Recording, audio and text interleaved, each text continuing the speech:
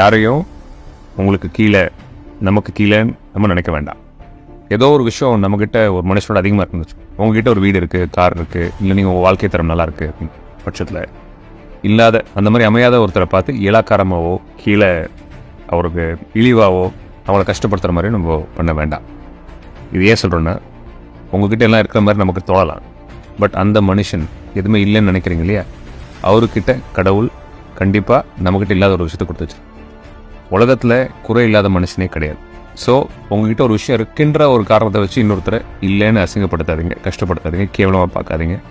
Because உங்ககிட்ட இல்லாத ஒன்று ரொம்ப ப்ரைஸ்லெஸ்ஸான, உங்ககிட்ட நினச்சி நீங்கள் வாழ்க்கையில் வாங்க முடியாத ஒன்று, உங்களுக்கு கிடைக்காத ஒன்று கண்டிப்பாக கடவுள், யூனிவர்ஸ் அந்த மனிதர்கிட்ட கொடுத்து வச்சுருக்கோம். ஸோ எல்லோரும் சமம் தான், எல்லாருமே தனித்துவம் படைத்த மனிதர்கள் தான். ஒரு அடிப்படை புரிதல் இது வேணும். இது இல்லாமல் நிறைய பேரை இலக்கணமாக பார்த்துறது, அசிங்கப்படுத்துறது,